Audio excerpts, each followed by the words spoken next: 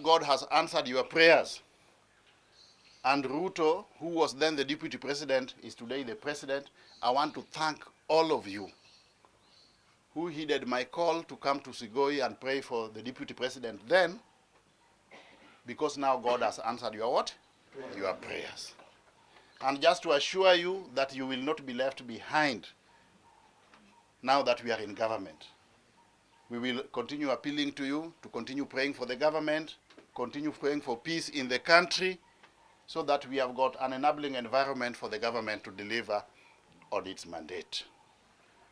The government, under the tutelage and leadership of His Excellency President William Ruto, has got a lot of faith in the church.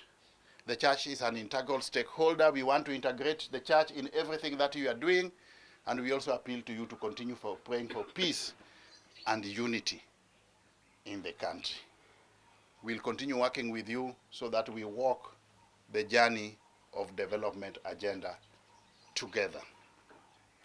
In this region, the president has stated, without any reservations, that time for politics is over and it is time for the government to deliver on its mandate to all Kenyans without looking at the voting patterns in the last elections. There is no elections midstream. There is no change of government midstream. The next time we are going to have a change or continuity in government will be 2027. In between, the focus of government is development, delivery to the people, based on the promises that we made to the people during the campaign.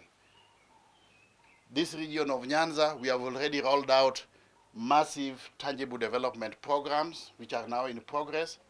Issues to do with water programs are now being implemented, electricity programs. Roads, we are going to first of all finish or complete those roads which had stalled. We have come up with a framework of raising resources so that all roads which stalled are completed first before we embark on new ones. In agriculture, we will come up with a framework of ensuring that those debts which were owed to farmers, sugarcane farmers, are paid off. We will come up with a policy framework that ensures that we bring in strategic partners that can help us pump money into the sugar factories so that we can revitalize them, so that they operate at optimal levels for the benefit of the farmers and the local community. We also want to revive cotton farming. Cotton was a major cash crop in this region.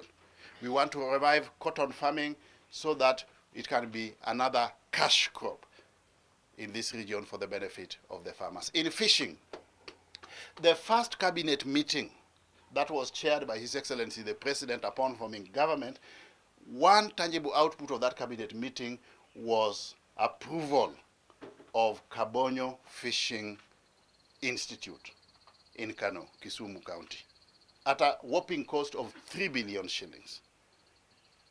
That clearly is a demonstration that the government is keen on reviving the potential of the fishing industry in this region.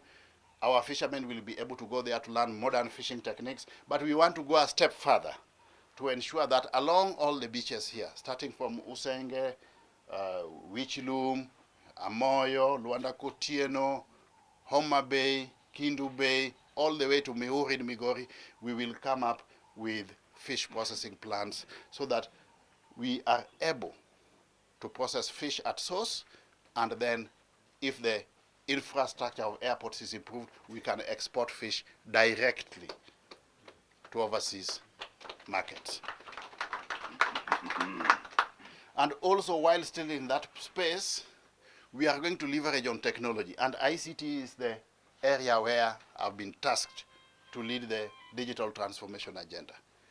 We will ensure that our fishermen are able to market their fish online using internet.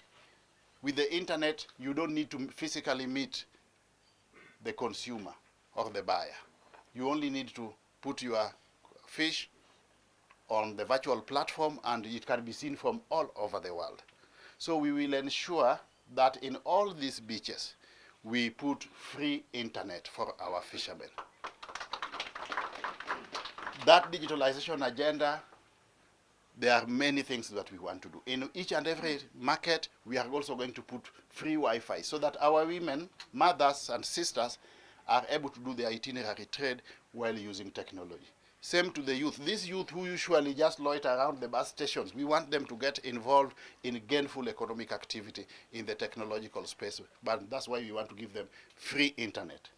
In schools, we are also going to put digital laboratories so that our students can learn digital skills. In the polytechnics and TVET, we have already set up, we have embarked on the process of setting up the digital laboratories. Yesterday, I launched 3. I took 100 computers to Mawego Technical Teachers College. I went to Rongo University, another 100 computers. I went to Siala TTI, another 100 computers. Those students are now learning virtually, and we will do this in all major schools. We are going to deploy a total of 25,000 computers. And this area will not be left behind. Through this process, we also really want to support the girl child. Places like Luak girls, Ngia girls, Alua girls will be given what? Priority, so that our girls can also acquire digital what? Skills.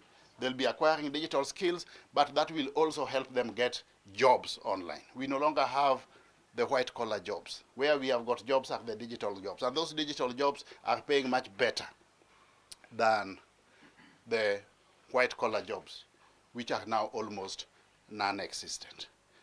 As we do all this, we are requesting the people of this region to create an enabling environment for the government to deliver on its mandate. Development can only thrive in an atmosphere of peace, not an atmosphere of perpetual noise, distraction. We want to change the paradigm in this region from politics of rhetoric to a tangible transformation, development-oriented agenda. We have done politics for 58 years, year in, year out. It cannot be the same. We cannot continue with business as usual. Deliberately and consciously, we must change the politics of this region.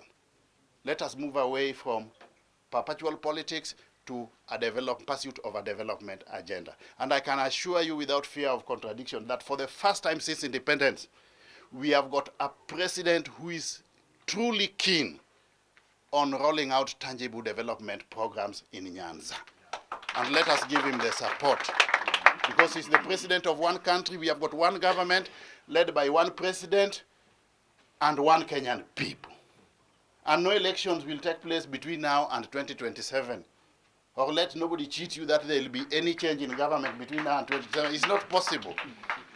Yeah? So let's wait up to 2027, we go back to elections.